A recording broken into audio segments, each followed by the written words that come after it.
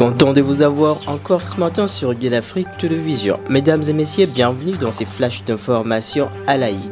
Le président de la République Félix Tshisekedi a rencontré une délégation du panel de facilitateurs de l'Union africaine pour discuter des initiatives diplomatiques en faveur de la paix en République démocratique du Congo et dans la région du Grand Lac. Madame Sahle-Work Zewde a souligné l'importance d'écouter les différentes parties et de mettre fin aux souffrances humaines persistantes dans la région.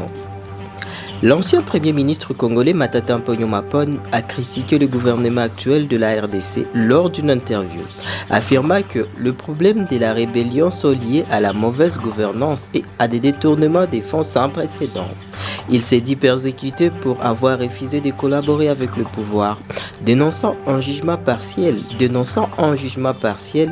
dominé par la tribu du président. Matata Mponyo accuse le gouvernement de corruption et critique le président Félix Tshisekedi pour favoriser sa famille et ses proches.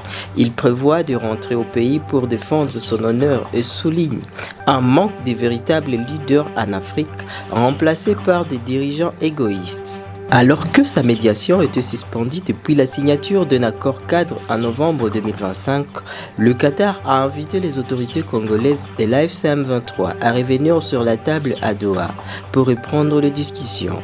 Cette initiative vise à relancer un dialogue interrompu et à trouver des solutions pacifiques aux tensions persistantes dans l'ouest de la RDC.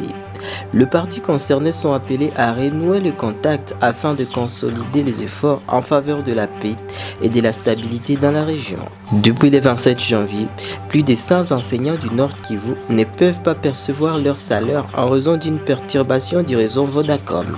Les salaires qui transitaient par les services M-Pesa n'ont pas été versés, suscitant des inquiétudes de la part des forces syndicales nationales des enseignants FOSINAT concernant une éventuelle perturbation du calendrier scolaire.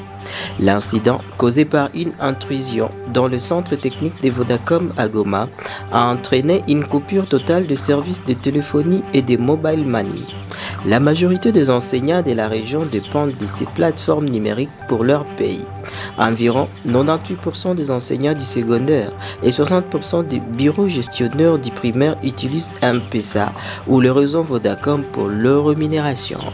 Ainsi prend fin ce flash d'informations sur la chaîne panafricaine. Merci de l'avoir suivi. Le prochain rendez-vous c'est à 13h dans notre journal télévisé.